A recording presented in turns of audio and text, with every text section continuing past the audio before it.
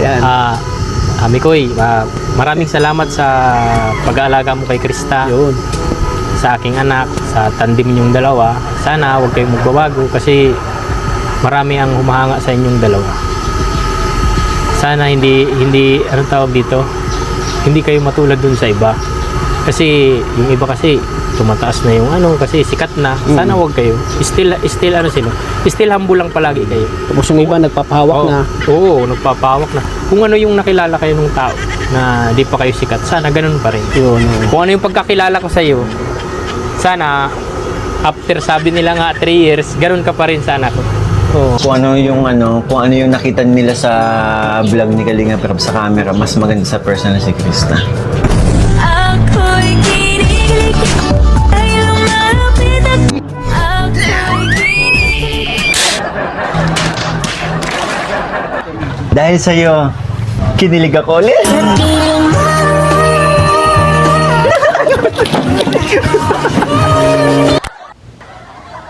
Yo guys! Magandang araw, magandang gabi mga kalingap. Siyempre, at muli, magbabalik na naman si Papa Shider upang magatid na naman ng kakaibang news, update, balita sa inyo lahat mga kalingap at mga kamay-kris natin dyan. Siyempre mga ka-7-Eleven natin dyan, mega loud shoutout po sa inyong lahat. Grabe na to guys.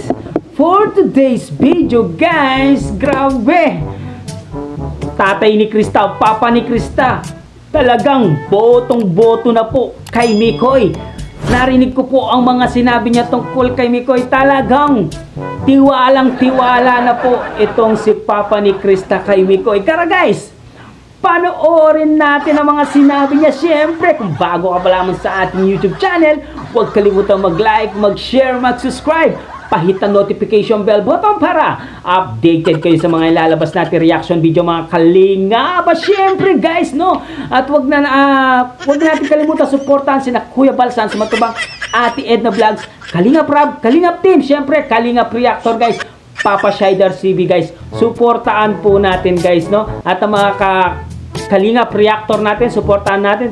Sama na natin si Kalingap Mikoy. Pag-suportahan na rin natin guys. Grabe! Mukhang magkakaroon na po ng pagkakatuluyan nito pag dumating ang tamang panahon. Both side, botong-boto. Panoorin na natin. Let's go! Ay, napanood mo yung vlog natin? Yung Ay, oo. Nag-ano ko sa'yo, Ay, nag-interview. grabe. Baka, anong sabi niya? Nakalimutan mo daw pasalamatan si Mikoy. Ano nga sabi mo dun? Ay, nagpasalamat naman siguro ako. Di ba ako nagpasalamat doon? Hindi daw, hindi mo nabanggit. Marami nang bakit daw din Nabasa ko rin yun sa mga comment. Ano masabi mo dun tayo? Sadya nakalimutan mo lang talaga.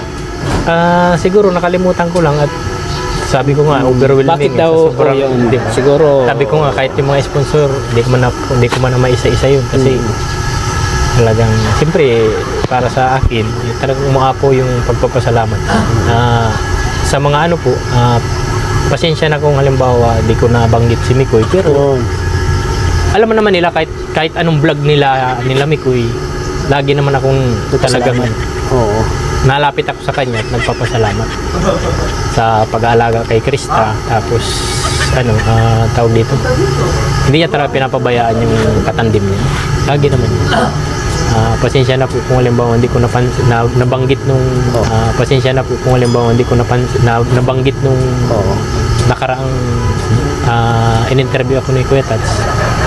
Kasi po talagang masaya lang po talaga ako nung masaya po talaga. Siyempre may mga time talaga na may nakakalimutan tayo Ay siya po, totoo yan.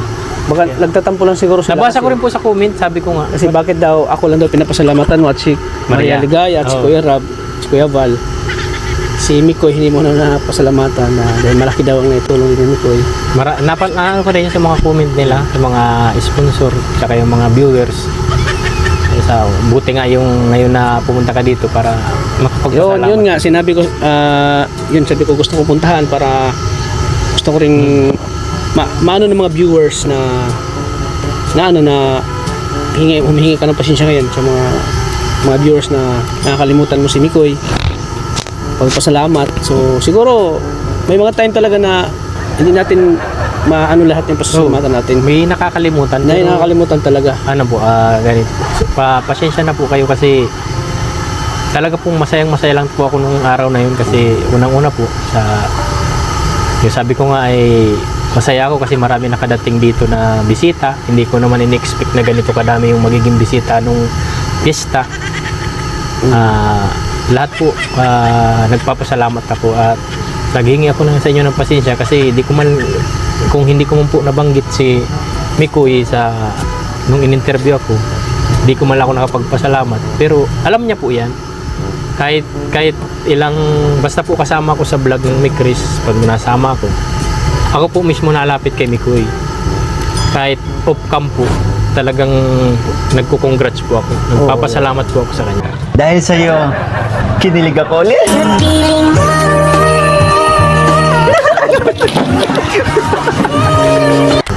Hindi ko po, kahit tanungin niyo po siya, hindi ko po yan kinakalimutan. Lagi po, lahat po sila, simula kay Kuya Rab, kay Kuya Tata, kay Ate Maria, kay Mikoy, pinapasalamatan ko po sila. So para mawala yung tampo nila, ngayon ko pasalamatan si Mikoy kuya. Ayan. Mikoy, maraming salamat sa pag-aalaga mo kay Krista, Yun. sa aking anak, sa tandem niyong dalawa. Sana huwag kayong magbabago kasi marami ang humahanga sa inyong dalawa. Sana hindi anong tawag dito, hindi kayo matulad dun sa iba. Kasi yung iba kasi tumataas na yung kasi sikat na. Sana huwag kayo. Still ano sila. Still humble lang palagi kayo. Tapos yung iba nagpapahawak na. Oo, nagpapahawak na. Kung ano yung nakilala kayo ng tao na di pa kayo sikat, sana ganun pa rin. Yun. Kung ano yung pagkakilala ko sa iyo, sana after sabi nila nga 3 years, ganun ka pa rin sana ko. Oo. Kung ano yung nakita nila sa vlog ni Kalinga pero sa camera, mas maganda sa personal si Krista. Ako'y kinikilig, ayaw malapit at ako'y kinikilig. Dahil sa'yo, kinilig ako ulit.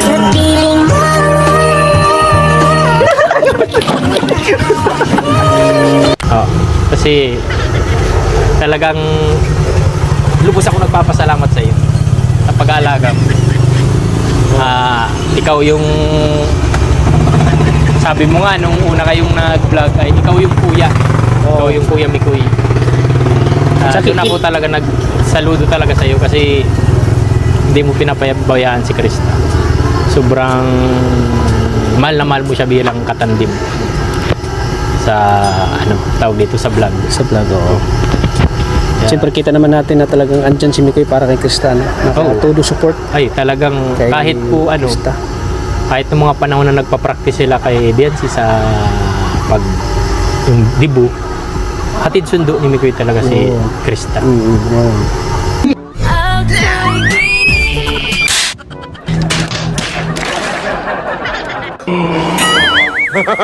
They don't get lucky. Kahit minsan po pagbubukas ko na ng pinto ay wala na si Mikoy, pero alam ko po si Mikoy yun kasi unang-una po kilala ko ng tunog ng motor tsaka yung kotse niyang puti. Kilala ko na sa si Mikoy nagatid. Kaya minsan natanong si Mrs. sinong nagatid kasi ako nabukas ng pinto. Ay pagbubukas ko na ng pinto wala na. Pero alam ko na siya kasi kaya habi ko nga kilala ko naman yun. Minsan naman pag masundo hindi na nababa si Mikoy. Oo. Nakabusina na lang. Busina na. Labas na si Krista. Uy. Siyempre, baka nahihiya din. Oo, baka nahihiya Siyempre, siguro, oo. hindi pa man kami gaano kasi Hindi pa kayo gaano ka-close Hindi. ni Mikoy, no? Basta Tsaka parang nahiya. magkita kami, na talagang nagalang siya, na-bliss. Yun. Tao nga minsan sa akin, Dad. Oh, God. Kung ano yung nakita nila sa vlog ni Kalinga pero sa camera, mas maganda sa personal si Krista. Ako'y kinikilig, ayaw malapit at ako'y kinikilig. Dahil sa'yo, kinilig ako ulit.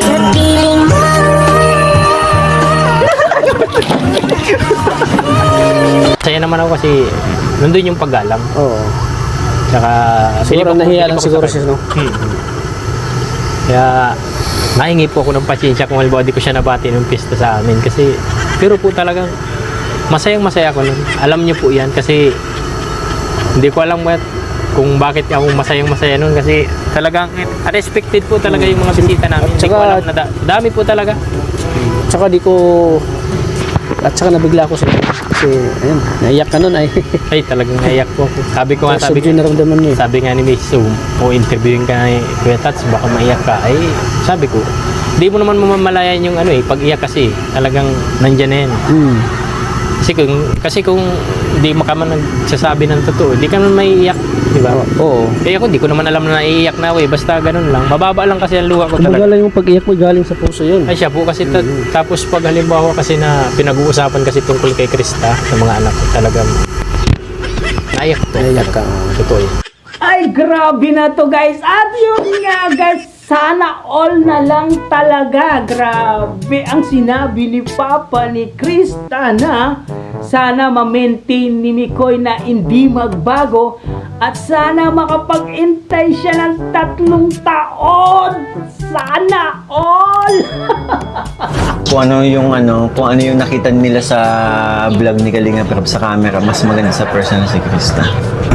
Ako'y kinikilig dahil malapit at ako'y kinikilig. Dahil sa'yo, kinilig ako ulit.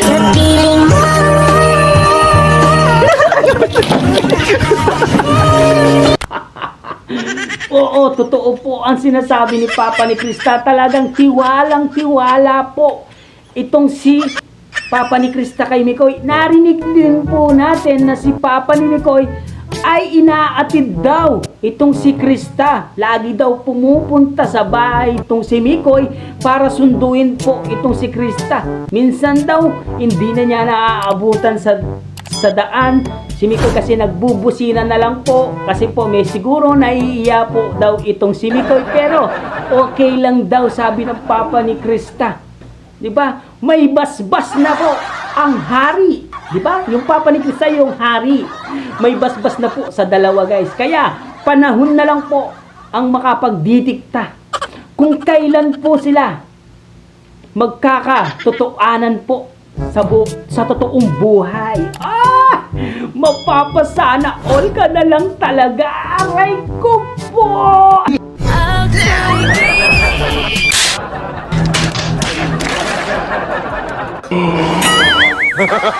They don't get lucky. Di ba guys? Pag ganito ang yung sitwasyon guys, pag ang both side ni Mikoy, side ni Krista ay nagkakasundo guys, malamang sa halamang magkakatuluyan sila sa totoong buhay. Am I right? Am I right? Totoo yan guys. May nangyari na po sa amin yan. Pag sa both side ng family ay nagkakasundo, sigurado guys, panahon na lang po ang hinihintay nila. 3 years o 5 years na lang po ang hinihintay nila. Siguradong sigurado. Kahit mag-aral man si Krista na matapos si Krista, kung sila pa rin hanggang sa makatapos siya, makapag-anak pa siya ng magandang trabaho, kung sila pa rin ang magkakatuluyan. Talagang panahon na lang talaga ang makapagdidikta kung kailan po mangyayari yan.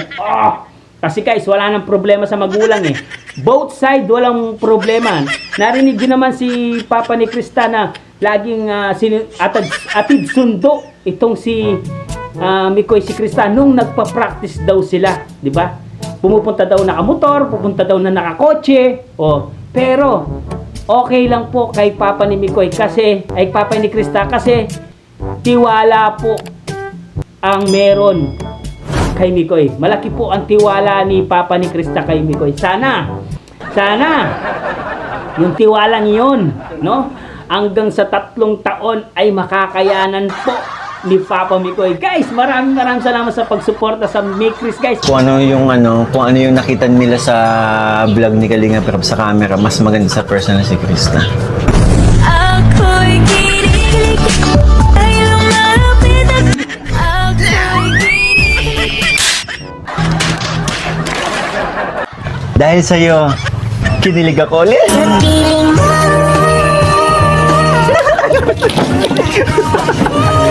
Siyempre, hanggang dito na lang muna ang ating reaction video for today's mga kalingap. Siyempre, kung bago ka pa lamang sa ating YouTube channel, huwag kalimutan mag-like, mag-share, mag-subscribe. Pahit ang notification bell button para updated kayo sa mga ilalabas natin reaction video mga kalingap. Siyempre guys, no, huwag kalimutan suportahan sina Kuya Bal Sans Matubang and Ate Edna Vlogs, Kalingap Rab, Kalingap Team, siyempre Kalingap Reactor guys, Ate Jack Matubang, Kalingap Karepa guys, suportahan po natin guys. At siyempre, isama na rin po natin Kalinga Mikoy, supportahan din po natin sa kanyang YouTube channel. Maraming salamat sa pag-support kay Papa Shider at pag-stays lagi sa aking mga reaction video mga kalingap. Salamat po at kung wala kayo, wala din si Papa Shider. Rock and roll to the max. 3 years na lang guys. I love you all guys. Mama, chup chup, babu.